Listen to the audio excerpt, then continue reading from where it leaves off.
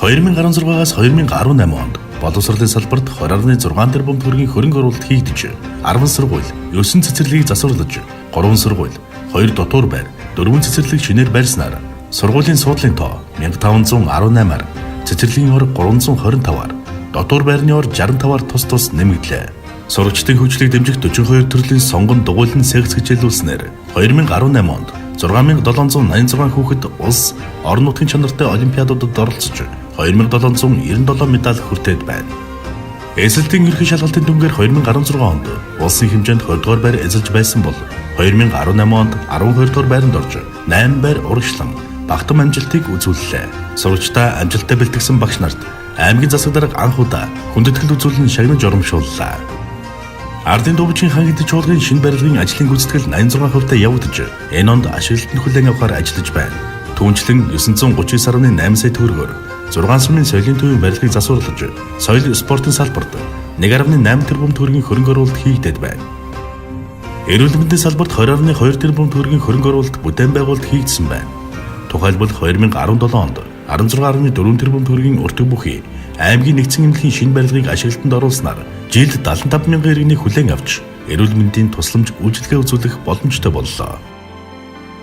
Мөн 2016-аас 2018 онд 6 эрүүл мэндийн байгууллагад 305 сая төгрөгийн засвар үйлчилгээ хийгдснээс гадна улсын төсвийн 615.3 сая төгрөгийн хөрөнгө оруулалтаар 21 төрлийн тусламжийн автомашины парк шинжилтийг хийж бүх сумд тосгодын эрүүл мэндийн төвийг унаажууллаа. 7 багийн нэмжид 12.6 сая төгрөгийн мотоцикл олгод байгаа бөгөөд цаашид багийн нэмж нарыг бүрэн унаажуулах бодлого барин ажиллаж байна. Эрүүл мэндийн тусламж үйлчилгээг сайжруулах чиглэлээр орон нутагт зайлшгүй хэрэгцээтэй байгаа тоног төхөөрөмжийн хангалтанд 2.9 тэрбум төгрөгийн хөрөнгө оруулалт хийгдэж, дижитал эрдэнэтгийн аппарат, нярайн түүхний эхо, тархины цахилгаан бичиргийн аппарат, компьютер томографийн болон диализын аппарат, цоллогийн эхо зэрэг тоног төхөөрөмжүүдээр хангалаа. Монгол улс анх удаа 15-аас дээш насны бүх иргэдийг урьдчилсан үндэслэх шинжилгээ онцлогоонд хамруулах элэг бүтэн Монгол хөтөлбөрийг амжилттай хэрэгжүүлж, манай аймаг 73% хамрагдан элэгний шалтгаанд нас баралтыг бууруулж чадлаа. Түүнчлэн зүрх судасны өвчнөөс шалтгаалсан нас баралт 1.6 промиллоор, хорт хавдрын шалтгаанд нас баралт 1.4 промиллоор тус буурлаа. Аймгийн эрүүл мэндийн салбар улсын хэмжээнд 2016 онд 14 дугаар байранд орж байсан бол өнгөрөж 2017 онд 8 дугаар байранд орж чанар үйлчилгээгээ сайжрууллаа. Хүнсгэд аж ахуйн салбарт улсын төсвийн 52.3 сая төгрөгийн хөрөнгө оруулалтаар 18 сумд мотоцикл хамгаалах хэрэгслийн хамт 29.6 сая төгрөгийн хөрөнгө оруулалтаар фургон автомашин, 7.1 сая төгрөгийн хөрөнгө оруулалтаар компьютер, принтер, мотоцикл тус 5-ыг хүнсгэд аж ахуйн газрын засварын ажилд 30.9 сая төгрөг олгож 212.7 сая төгрөгийн хөрөнгө оруулалт хийгдлээ. Аймгийн засаг даргын 2017-оос 2020 оны үйл ажиллагааны хөтөлбөр тусгагдсны дагуу ноолуурын гарц чанар сайтай гал шарын улаан ямааг омгоор баталгаажууллаа. Мал сүргийг эрүүлжүүлэхэд улсын төсвөөс 4.2 тэрбум төгрөгийн оруулж, био бэлтгэл зарцуулж, тарилга шинжилгээний үйлчилгээнд 1.6 тэрбум төгрөгийг олгож, аймгийн засаг даргын нөөц сангийн 2.1 сая төгрөгөөр шүлхий, хоньны цэцэг, бом, галзуу өвчний 260 голомтыг халдваргүйжүүлж, өвчний гаралтыг 3-5 дахин бууруулснаас гадна сүүлийн жилүүдэд хийгдээгүй мал угаалгын ажлыг сум бүрт оновчтой зохион байгуулснаар паразит болон хоньны цэцэг өвчний гаралт 19.3-аас 20.5%-аар буурлаа. Мал эмнэлгийн лабораторид 7.9 сая төгрөгөөр оруулж, багаж тоног төхөөрөмж нийлүүлж, 15.8 сая төгрөгийн хөрөнгө оруулалтаар сум бүрт мал эмнэлгийн нэгцгийн үйлчилгээ буюу нэгдсэн лаборатори байгуулах ажлыг эхлүүлээд байна. Төр хувийн хвшлийн түншлэлийн 923 сая төгрөгийн хөрөнгө оруулалтаар Баян хотог сумд хуурай сүмний үйлдвэр байгуулж, үйл ажиллагаагаа эхлэхэд бэлэн болоод байна. 2016-аас 2018 оны байдлаар 661 иргэний байнгын ажлын байраар, 393 иргэний төр ажлын байраар, 1119 иргэний хөдөлмөр эрхлэлтийг дэмжих 6 төсөл хөтөлбөр,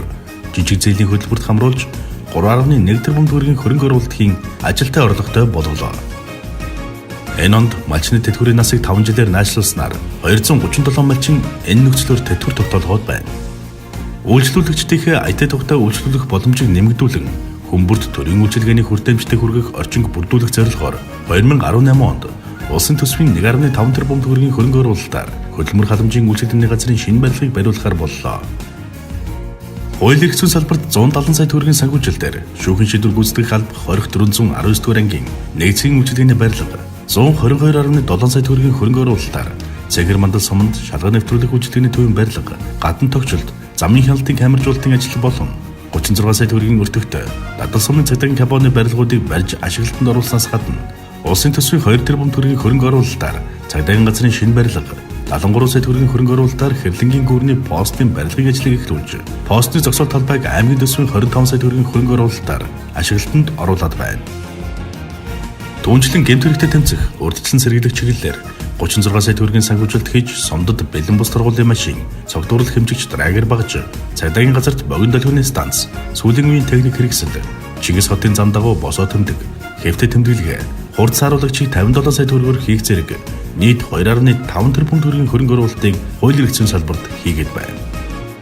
Ард иргэдийнхээ амгалан тайван аюулгүй орчинд бүрдүүлэхийн төлөө хууль хяналтын байгууллагуудтай нэгт хамтран ажилласны үр дүнд 2018 оны хагас жилийн байдлаар гэмт хэрэг зөрчил 4% буурлаа.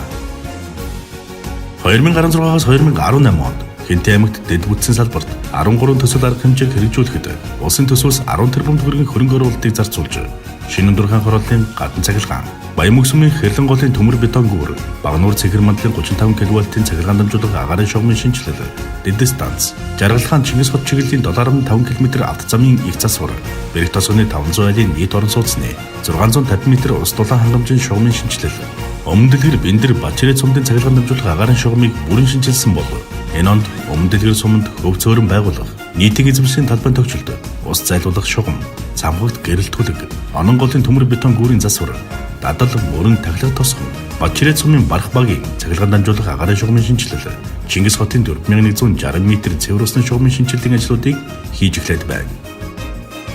Түүнчлэн орон нутгийн төсвийн хөрөнгө оруулалтаар дэд бүтцийн салбарт 29 төсөл хөтөлбөр арга хэмжээг 1.9 тэрбум төгрөгийн хөрөнгө оруулалтаар хэрэгжүүлэн ажиллаж байна. Тухайлбал жижиг модон гүүрүүдийн засвар, ухаалаг усан сан байгуулах ажил, 20 дугаар багт багийн төвийн барилгын гадны инженерийн шугам сүлжээ,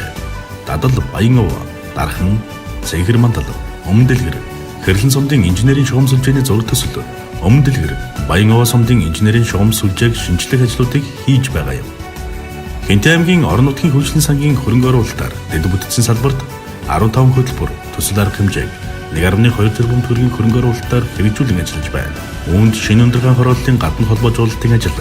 сургууль цэцэрлэгийн ариун цэврийн байгууламж, багуудын цахилгаан эрчим хүчийг сайжруулах ажил, мянган нуурын хотгор, манай гудамж гэрэлтэй гудамж, сумын шин төв дэд хөтөлбөрүүдийг хэрэгжүүлэн иргэдийн ажиллаж амьдрах тав тухтай орчин нөхцөлийг бүрдүүлэн ажиллаж байна. Мөн Өндөөрхөн нисэх бодлын шинжилгээний ажлыг Кувейт улсын буцалтгүй тусламж 3.5 сая Америк долларын хөрөнгөөр эхлүүлэхээр ажиллаж байна. Улсын болон орон нутгийн төсвийн 9 тэрбум төгрөгийн хөрөнгө оруулалтаар аврах гал унтраах ангийн барилга, мэргэжлийн хяналтын газрын барилгын их засварын ажил, стандарт хэмжээ зүйн хэлтсийн барилга, татварын хэлтсийн барилга, Хэрлэн Борон дөр сумдын орон сууцны барилгуудын орц дээврийн засвар, Борон дөр сумын соёлын төвийн их засвар зэрэг ажлуудыг хийж байгаагаас гадна аялал жуулчлалын чиглэлээр Батнороо суманд амтлалын өргөө, Бэндэр суманд их Монгол улс цогцлборыг барьж байгуулах ажлууд эд өрнөж байна.